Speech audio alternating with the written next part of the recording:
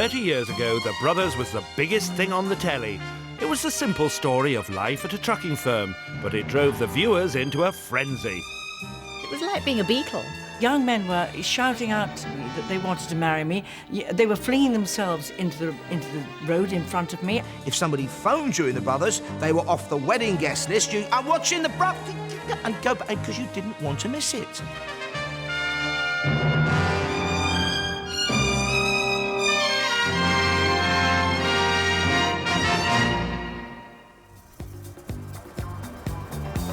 Back in the 70s, trim phones were chic. Hello? Hello? Sheepskin was cheap. And Sunday night was Brothers' Night.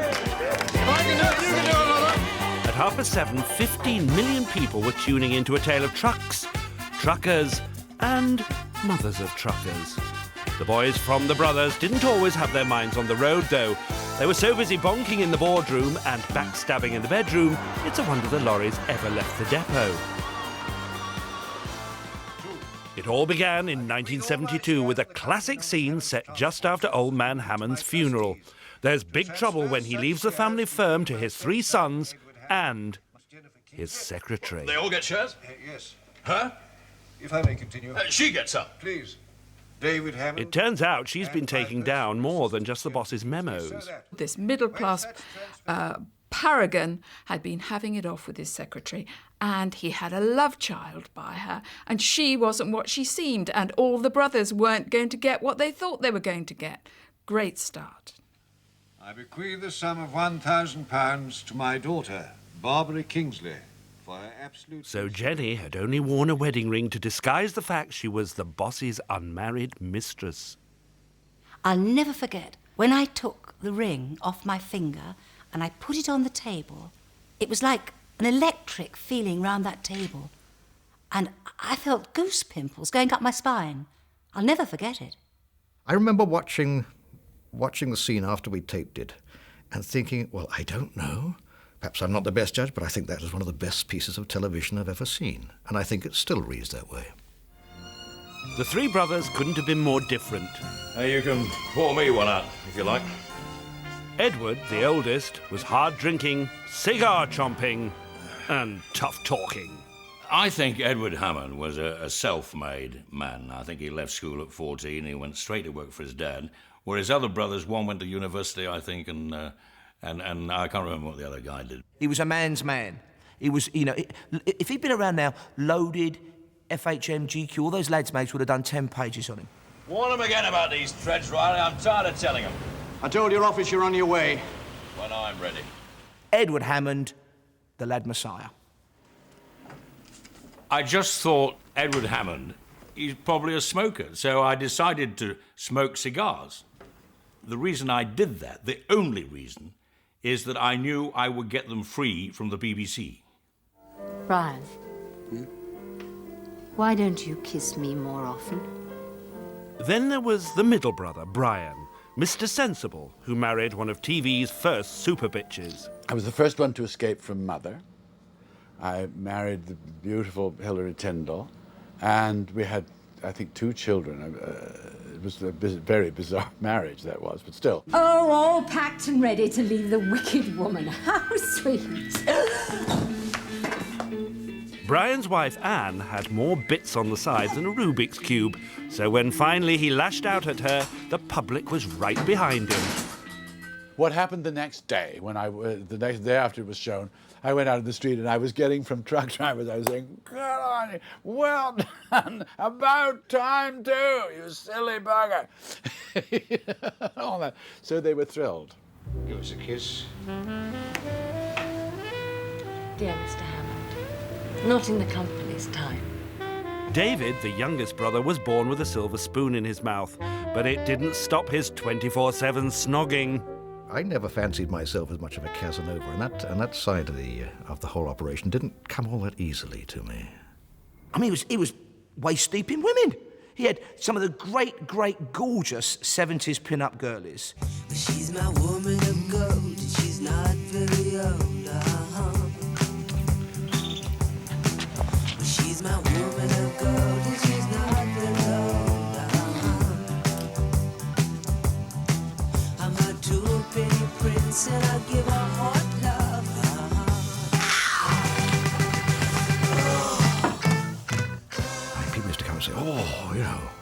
whatever actress it was that I was working with at a particular time. Oh, cool, you know, that's a really good-looking girl. Yeah, and I'd say yes. Although the brothers had different personalities, there was one thing they had in common: an eye for fashion.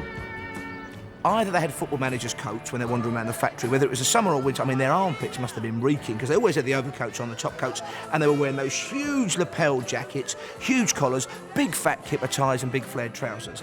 But at the time, they were stylish.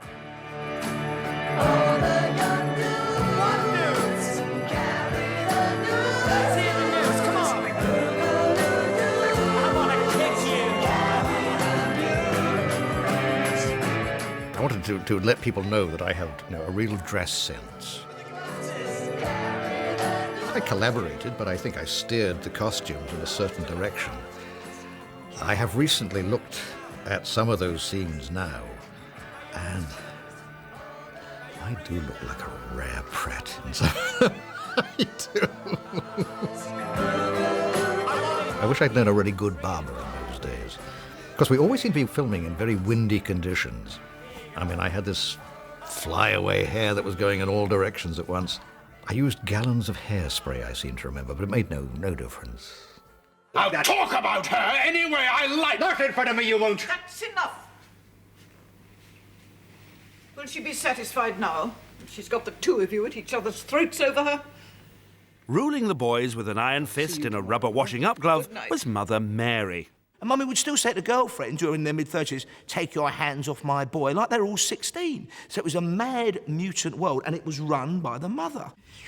Mary Hammond, played by the late Jean Anderson, spent 5 years and 92 episodes plotting the downfall of her arch-rival, Jennifer Kingsley. Good night, Miss Kingsley. Have you ever asked yourself why he needed me? Because he did need me, Mrs. Hammond. Don't you realise that? Mother, please. They might have named the show after the Hammond boys, but it was never just about the men. There were plenty of brides for the brothers, and a long line of fashionable young women who made it the most glamorous programme on the box. But 30 years on, some of their outfits are less catwalk and more cat-dragged in. Well, she's all you'd ever want. She's the kind I'd like to flaunt and take to dinner. But she always knows her place. She's got style, she's got grace. She's a winner. She's a lady. Oh, oh, oh, she's a lady. You don't get any crowd scenes in The Brothers because when you get a lot of polyester and crimpline rubbing together, you can start a terrible fire. At the time, it seemed we were dressed in the height of fashion, but now you look at those 70s caftans, you think, my goodness, I look like Demis Roussos. I always felt like I was the bee's knees wearing them, but it's a bit embarrassing when you watch them now. One forgets about fashion, because it doesn't seem that long ago. Do you like it? I was in fact 21 and I was playing 16, so I had to base the whole character on my sister who was 16. So I had to actually study what a 16-year-old looks like. Barbara? When I look at the clothes of the 70s, I think, well, that's just what I'm wearing now. I mean, I haven't changed in as much as that I do my hair the same way. I wear the same eye makeup, I wear the same makeup, I wear the same clothes. You look gorgeous. Thank you. Coming up, there's trouble behind the scenes when, just as the show hit the top of the ratings, the leading man walked out. We thought we wouldn't be too greedy or whatever, or to push it too much. So we just asked for a 25% rise.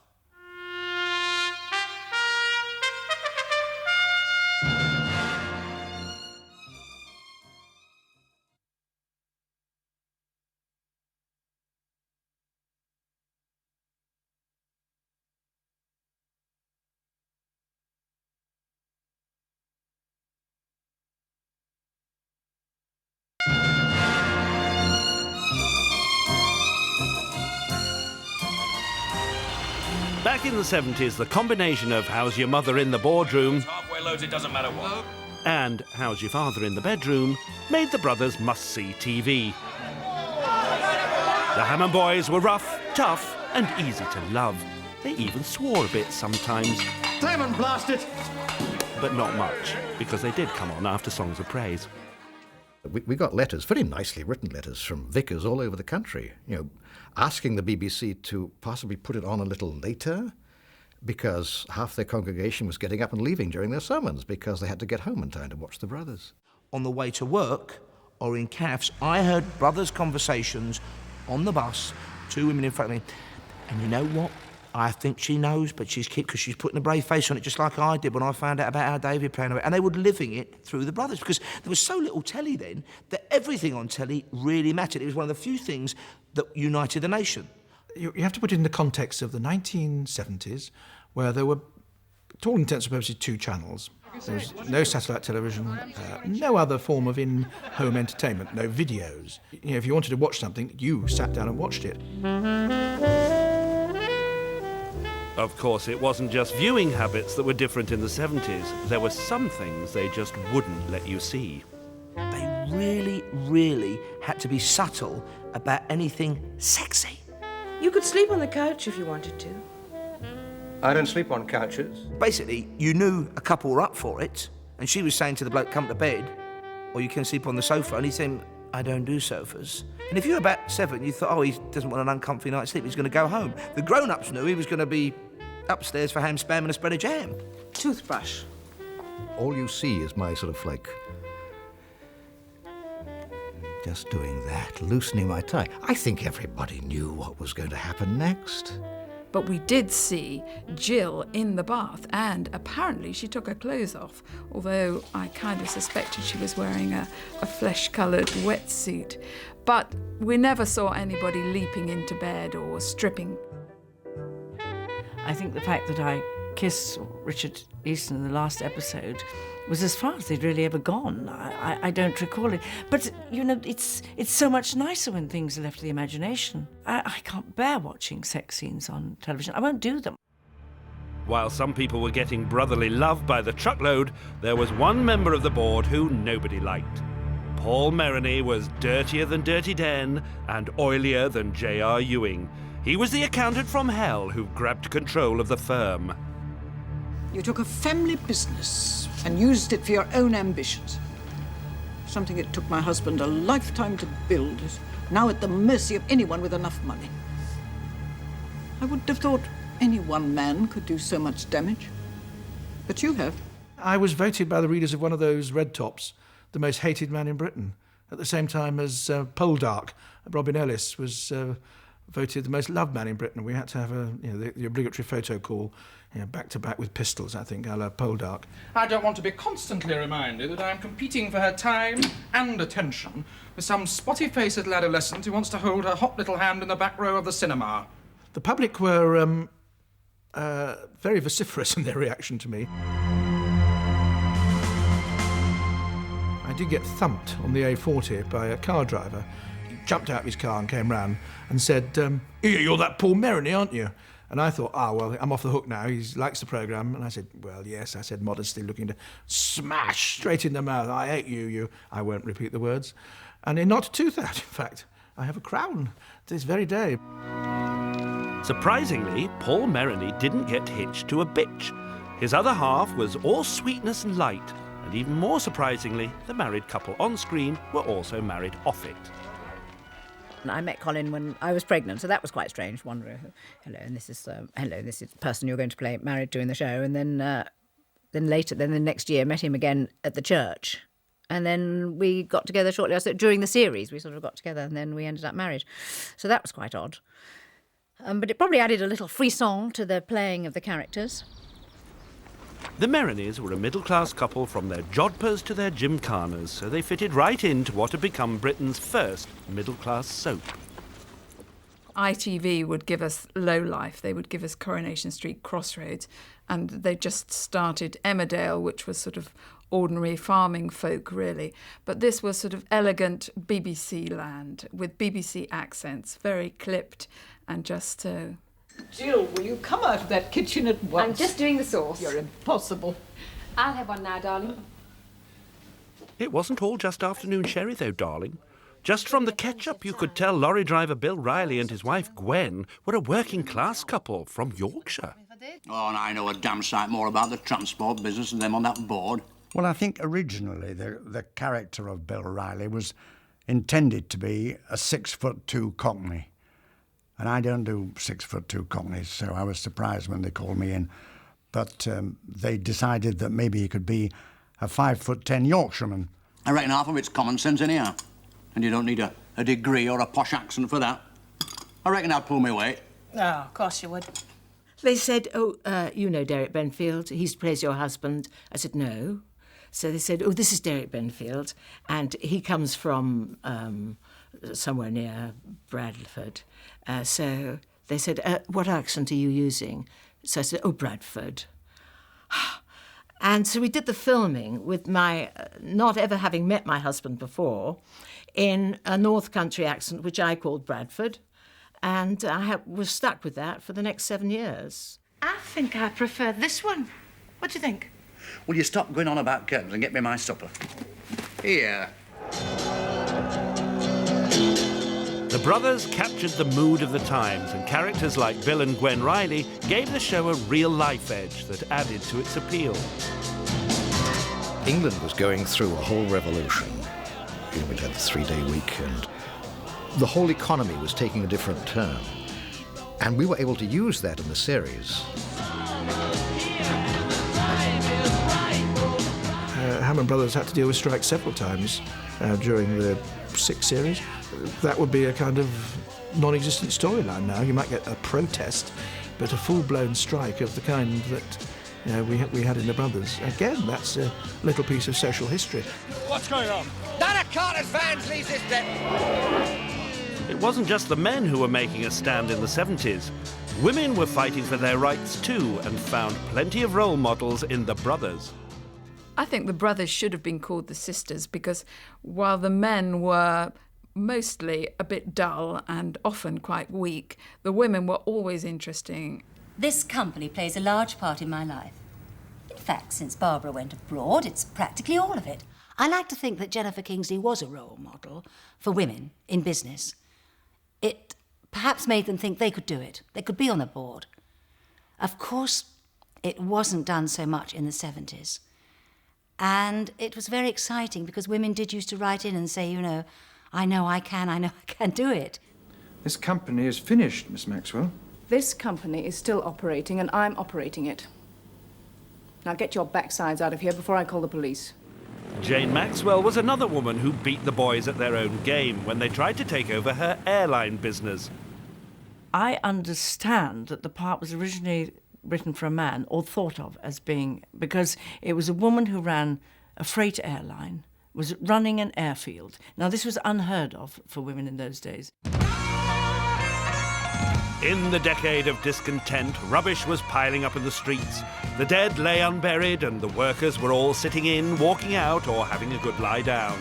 There was even industrial action on set at the Brothers, as the leading man downed tools. They approached me and said, Glyn, will you come back and do another series? I said, certainly, yeah, I'd love to do that. But what about the money? Well, somehow we've got to find some more cash. Well, put some on the table. Glyn had persuaded himself that he was the star because he was the eldest son and because it was the plot. I mean, it was the thing that happens to actors. It was the plot line that he thought he should be left the business and blah, blah, blah. So anyway, so he thought he was the star. So he asked an awful lot of money. We thought we wouldn't be too greedy or whatever, or to push it too much. So we just asked for a 25% rise. And they said, no, we can't do that. Oh, don't give me that accountant's jargon. And we said, well, we'll go then. That's it. Anyone, Susie Glynn, come back. There's another Edward Hammond. With no buy your leave, kiss my butt or thank you, you've got Patrick O'Connell. Morning. Recasting like this had simply not been done before, and because The Brothers was now being shown abroad, the new man had to run around the chat shows of Europe introducing himself. Want dit is de nieuwe Edward, die in het dagelijkse leven Patrick O'Connell heet. Ik moet nog even aan hem wennen. I have to get used to you, because you're not the Edward we know. No. He was so completely different. Yeah, he was thick-set. He was Yeah. much more He was serious-looking. He was much more him than me. I started this place. I made this place from nothing. No, you didn't. Your father did. Get up. Why? Because I'm going to knock your teeth in. But no sooner had Patrick O'Connell made the party's own than the pressure began to show. He was not tremendous fun on the junkets because he would get very drunk. We all would. But he was morose when drunk. Without warning, he fled to Amsterdam and became front-page news. The only vans he wanted in his life were Van Goghs. I was at a party and somebody came up to me and said, "What about Paddy?" And I said, "What about Paddy?" And they said, "He's run off to be a painter." It was all terribly sad. In fact, the press, they all camped outside my front door. They thought I'd got him upstairs in the bedroom. It's ridiculous. He was obviously in a terrible state, and we didn't really know what had happened. But it was headless chickens, going around thinking, oh, hell, what are we going to do? Oh, God, is he coming back? Is he never coming back? Has he disappeared for good? Eventually, Patrick was persuaded to come home, and he made it just in time for the wedding we'd all been waiting for. Edward and Jennifer had been falling in love for years, but Mother Mary kept tearing it all apart. You know that Edward and I have become very fond of each other. You've always hated the idea. Well, now you've managed to end it for good. You've achieved everything you set out to do. For some reason, Mary could never get on with the woman who had slept with her husband for 20 years and then wanted to marry her eldest son. People used to clutch me by the arm as I was catching a train and follow me up, say, please, please let Edward marry Jennifer. And I say, no, I don't think I will. But even Mary couldn't stop the TV wedding of the decade as Edward finally walked up the aisle with his father's ex-mistress. The wedding of Jennifer and Edward was a first, really. It was on the cover of Radio Times. People were terribly interested in what Jennifer was going to wear. To witness that I, Jennifer Dawn Kingsley, do take thee, Edward Robert Hammond, to be my lawful wedded husband. Thank you. There were times when I thought I wouldn't marry Edward. But, on the other hand, I wasn't sure that I should marry Edward. Because, on the face of it, I had been the mistress of his father, so Barbara would have been half-sister. The whole thing was very incestuous. Amazingly enough, the audience loved it. I mean, they were willing it. They were so pleased when it happened.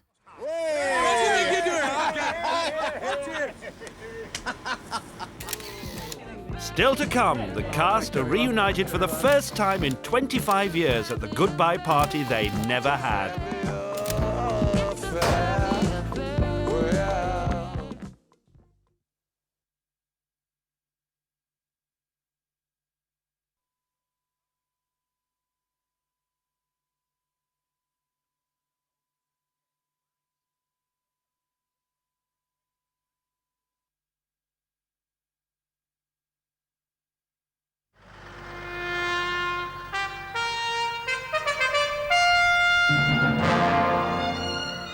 25 years after the trucks left the depot for the last time, the cast of the brothers are finally back together again.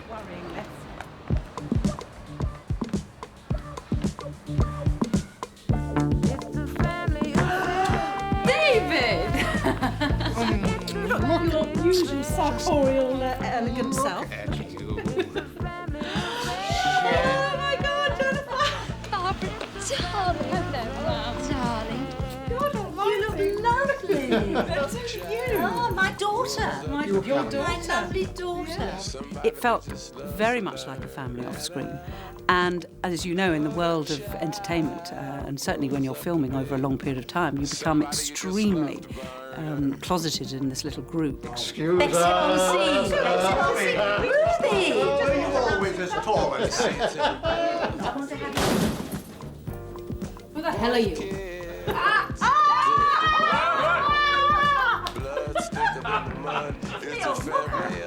We would have meals together. We would go out together. We had so many laughs together. There's no doubt it was the high spot, I think, of my career. Oh, Bill Riley, I do think you are the nicest man I've ever met. You took your time finding that out. We've been married long enough. Oh. Thank you. Yes, my Gwen, husband. me darling. Good.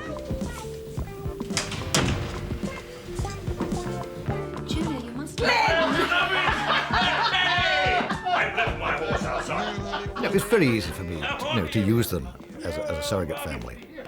They saw me through my little romances, and then they saw me into my serious romance. I guess they smiled and chuckled as I sort of emerged from my somewhat lonely chrysalis, just like a family does. Well, I haven't seen you or Robin since 70... I haven't seen you. 78. 25 years. 25 years. 25 years. That is I do extraordinary. not believe it. The cast were very protective of each other, and we did care very much about each other's lives. Where's Colin? Colin who? Colin coming. Colin Baker? Colin Baker. Good heavens, he may not turn up. Oh. You never know.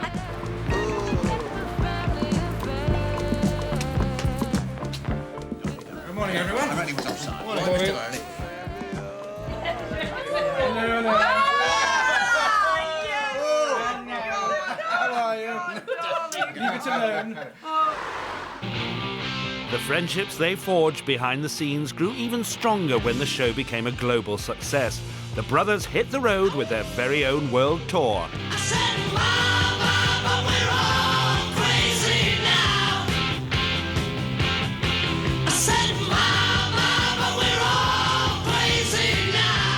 I mean, it was shown about 5 times right through in Israel, and in Ireland, indeed, saw it many times through. In New Zealand, saw it many times through.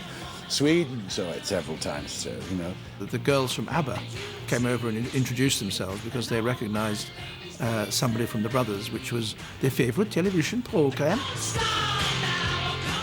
When we went to do some signings and openings in Holland one time, they told us we got larger crowds than the Beatles. Young men were shouting out to me that they wanted to marry me. They were flinging themselves into the road in front of me and being dragged away again. They tried to tear my clothes off me. That's how big it was. I know it sounds extraordinary, but it's true. Yes, we have. Oh, excuse me, I must go and put another record on. Uh-oh. Oh, dear. Sleigh bells ring. Oh. He looks like fun. The cast was so popular in Holland, they made their own Christmas album. But come on, it was Holland. Walking in the winter wonderland. It was quite incredible. I mean, it sold so many in Holland, and in fact, we were asked to go out there to appear in shops where they were selling the record to sign autographs and all that. It was quite incredible. It was like being a pop star. At one stop, I remember, the police had to be called in because the crowd was about to break through the plate glass window of the store. Jenny and I were smuggled out the back, and the crowd found out that we were there. They tried to overturn the car because they got angry that we were leaving. Would you dance? We had this gold disc, which I don't know how many records you have to sell to get a gold disc. Anyway, we brought them back, and I know I put mine in the loo, and I think Jean put hers in the loo as well. Walking in the winter wonderland.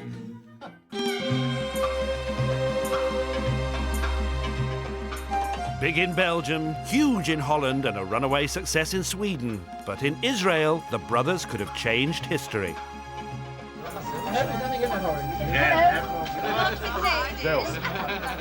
And we went on a kibbutz and we were taken around and we were really treated like superstars. It was fantastic. We had a marvellous time. How do people treat you? It is quite extraordinary. We had a slight experience of the same kind of reaction because the programme was very popular also in Sweden and Holland. It didn't approach the reaction we've had here in Israel. It's so warm here. People just want to come up and hold your hand and kiss you. We arrived at the Wailing Wall and we were taking pictures of the Wailing Wall with us, all the people sort of standing looking at there. And then the bus pulled up and they all turned around and came towards our bus.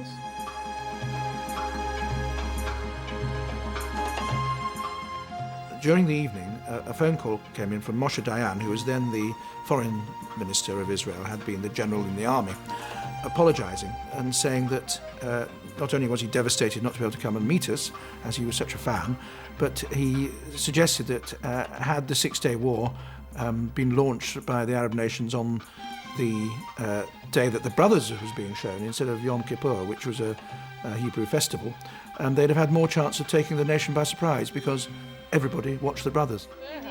At the end of the dinners, we have to give a performance of about 45 minutes, and we each do what we can. If we can sing, we sing. If we can't, we talk. We felt that, as they're being so kind, asking us out there and giving us a nice time, we ought to try and learn a little bit of the language. If you sing a song in English, they're quite pleased. But if you sing a song in their language, they're very pleased.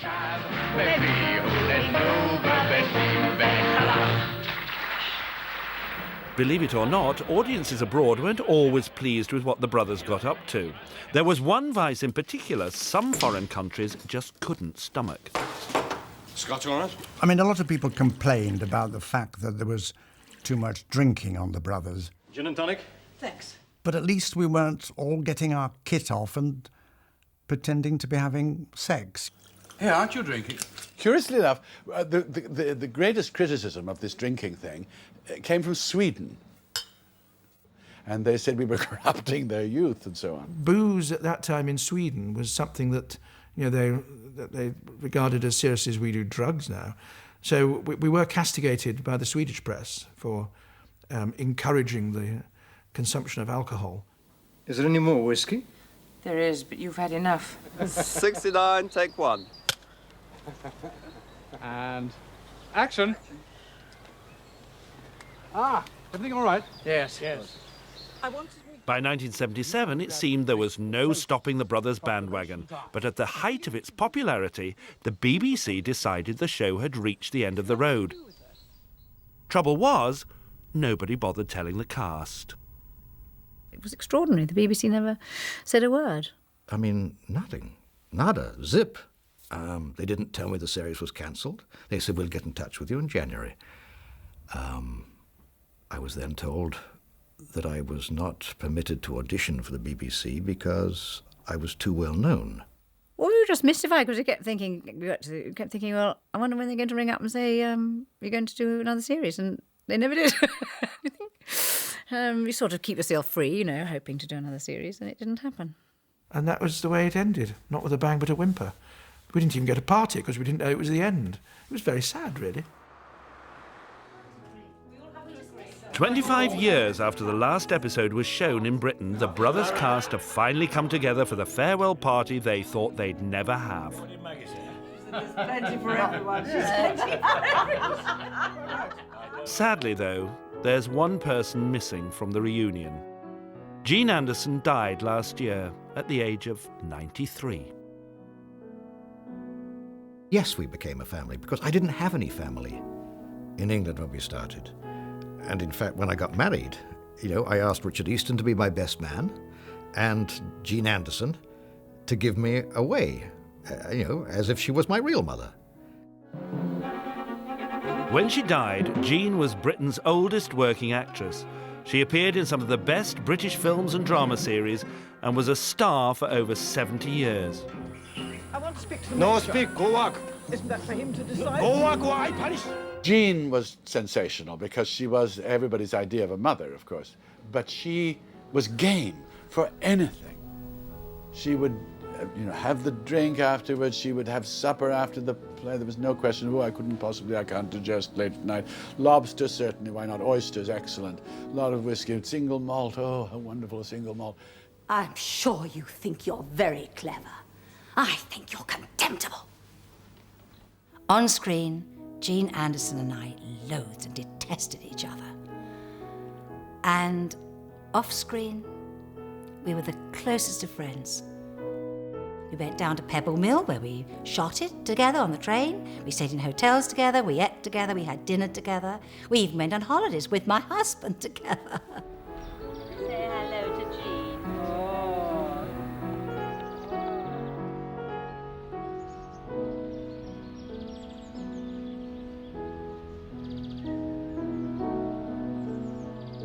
And when she was dying, she said to the doctor, oh, please keep me alive until Jenny comes to say goodbye to me.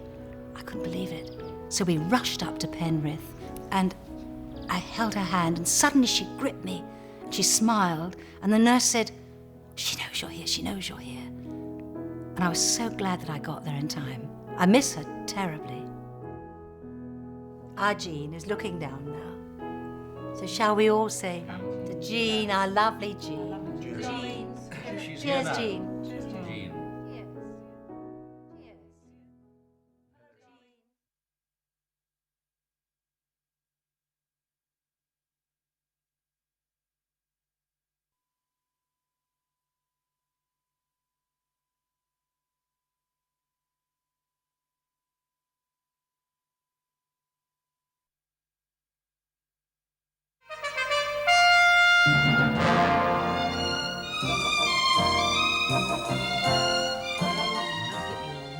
Look, you've got a wig on, Colin. No, that's my hair. Oh, sorry. And he was a cameraman. Once the brothers finally came to an end, the cast packed up their scrapbooks and mementos and went their separate ways. Why do I like you? Because you're rather nice. Colin Baker and Lisa Goddard settled down to life together as television's golden couple. But sadly, their marriage broke up soon after the series ended. I don't think that being a high-profile couple necessarily puts a strain on the relationship, unless the relationship isn't right in the first place. I mean, clearly we discovered that our relationship wasn't right. We weren't right for each other. Broken marriages, you think, oh, that's a mistake. But for the time that one was happy, then it wasn't at all. It's only the mistake is because it didn't work out in the end. But for the time when we were together, we were happy. It was a very good time. Since the split, Colin and Lisa have both found new partners and made fresh starts. I am now very happily married. Been married for, golly, 19, 20 years this year. I've got 4 daughters. My eldest is 17, youngest is 9.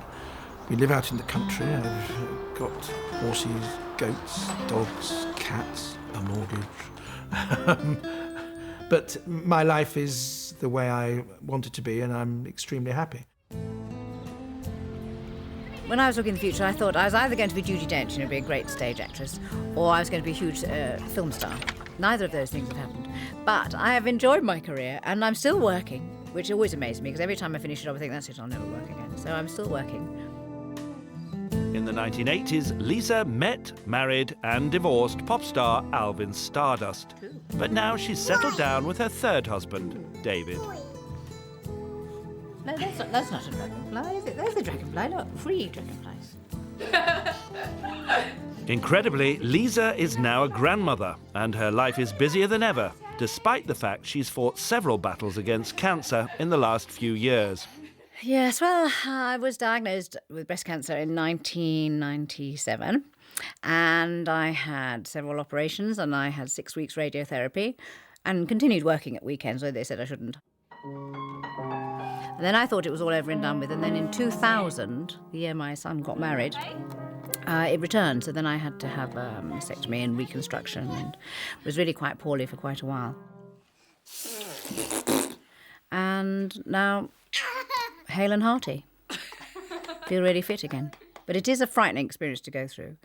And I obviously do a few things for breast cancer charities, and I've done something for the National Health Service website about breast cancer, talking about it, and hopefully, other people going through the same thing can feel not so bad about it. So you can have it, and you can come through it, and you can live a normal life afterwards.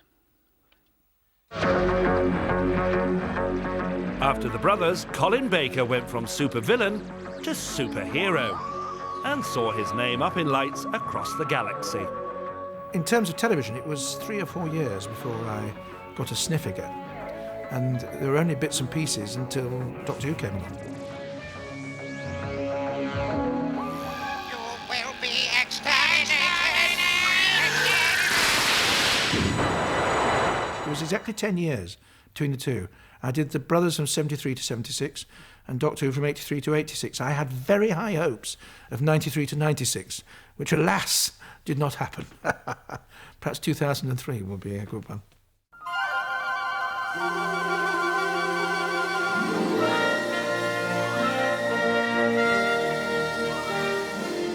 Kate O'Mara's profile after the brothers just got bigger and bigger. She became a huge star in America, playing Joan Collins' little sister in Dynasty. She's still one of the most famous names on television, but these days, Kate's as happy painting scenery as she is painting her nails. She runs her own theatre company with her son, Dickon. Having been to art school to study stage design at one point in my very checkered career, I can paint scenery and design sets, and I can make costumes and things, and I do. But it's artistically entirely satisfying because I can say what product we're going to do, what play we're going to do, who's going to be in it, more or less, and I have artistic control.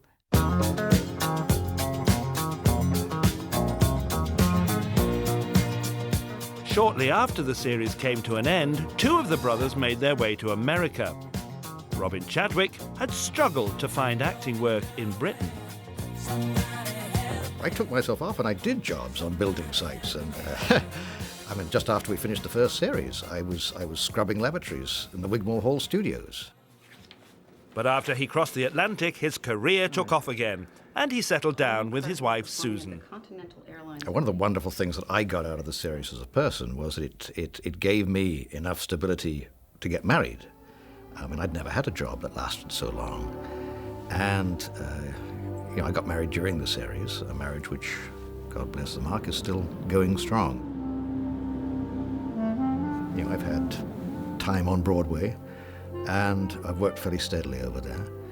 So my wife and I bought a place just on the edges of New York City, and we also bought a little farm out in Pennsylvania.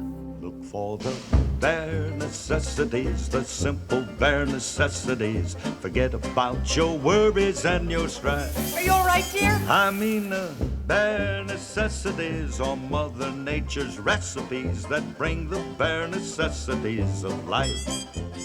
I have bees and I have an orchard, I have a little vineyard.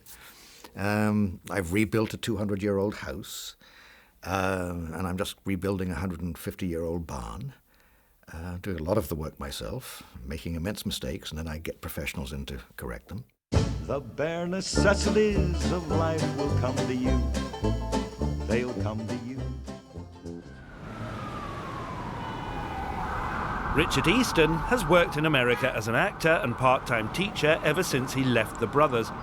By his own admission, he's never really been a big star, until last year, when at the age of 69 he became an overnight sensation and was voted the best actor on Broadway. Tony Award goes to Richard Easton, The Invention of Love. Well, the Tony was an extraordinary thing because I'm not an award winner. I've never been an award winner. It was tremendously popular because it was journeyman actor wins prize. I mean, I got letters from everywhere, from people whose careers are like mine, who's saying, wow. Now he's one of the biggest names in New York and he's playing to sell-out audiences. Sometimes there's even a familiar face in the stalls. Come in! Mr. Easton? Look at the state of you. Look at the color of you. 69 now, making more money than I've ever earned in my life before. And I've got a very cheap apartment. And so I should be all right. The big chorus girls? Senior members of the brothers cast, Glyn Owen, Margaret Ashcroft and Derek Benfield, are still appearing in great British drama series and have no plans to retire. You got £1,500 from that old lady's brother. 5 weeks ago. What since? Well, there was that budge you lost from number 7. She wouldn't pay me, her own cat ate it. I think any actor who says he doesn't like public acclaim and people stopping them and asking for it, I think anybody who says that, I mean, it's silly. If you don't want to be noticed, don't be an actor. But if you're appearing every Sunday night at 8 o'clock for a long period of time and nobody stops you in the street, you can't be doing it very well, can you? After Glyn Owen jumped ship from the brothers, it wasn't long before he was rescued by another big Sunday night serial. Howard's Way. was the brothers on water, really. There was a similarity between the two. You're looking pleased with yourself, Jack? So I should be, Laura. You know, someone once accused me of being behind the times. Now look at them. 3 new boats on the water, and all of them bearing the stamp of the mermaid yacht. Why do you miss when my baby kisses me? I went up to this village on the moors and did Heartbeat. A really rather splendid episode. It's good to see you. And you? With Peter Vaughan, where we played an elderly, as it were, Romeo and Juliet. We had love scenes, I think that's what you would call it. Rather aged love scenes. I've missed you, lass. I've really missed you. Looking back over the slate. The theatre retires you. You don't retire from theatre or television. And I mean, as long as you can remember the lines and you don't have too many given to you, too late in the day, I'll go on. Actors only retire, dear boy, when the phone stops ringing.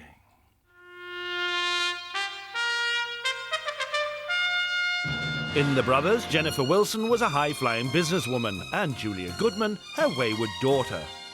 But when the show ended, it was Julia who put on a power suit and grabbed a seat on the board. What we do here is help people who are not actors, just ordinary people, gain a confidence and an ability to communicate themselves. We're looking after, we're producing a magazine. No, bigger, come on, work harder. Smile. For 70,000 Go on, bigger, more energy. Come on, work harder, Brian. Yes, that's excellent. How about that? Is Good. that not completely going over the top? No, it's not at all. I think it's very ironic that I started off as the daughter, the illegitimate, rather underprivileged daughter of the chairman of the board of the brothers. And here I am, the chairman and the founder of my own quite large company now. And I've just hit my 2 million turnover. I have about 10% of the FTSE 100 as clients. Shortly after The Brothers, Jennifer Wilson and her husband gave up their life in the UK and moved to France. They stayed for nearly 10 years. So off we went, and we found this stone house. It was a hunting lodge. An idyllic situation. It had 5 acres, it had orchard, vineyard, meadows, beautiful. Now she's a grandmother and has moved back home to act again and spend a bit more time with her grandchildren. I would love to do some more television. That would be a bonus. I mean, I'd be very, very useful. Grandmothers, older mothers, even discarded mistresses.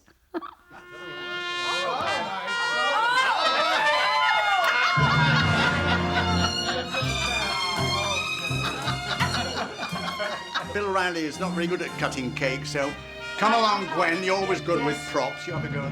It has actually given us the opportunity to have that farewell party and effect closure, I think is what they say in America, on a series that we all enormously enjoyed being in all those years ago. Come on, Paul, let's make tracks. We've had a ball. It's been wonderful going down memory lane, and we've had a lot of big laughs. Let's go. It's been moving, it's been nostalgic, quite incredible. It's also rather sad.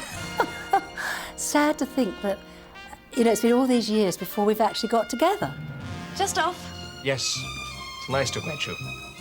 Well, I mean, turning around and seeing a face over your shoulder that you haven't seen for all this time, and that just has flooded back with memories. It was a damn good series, and I think we did it pretty well.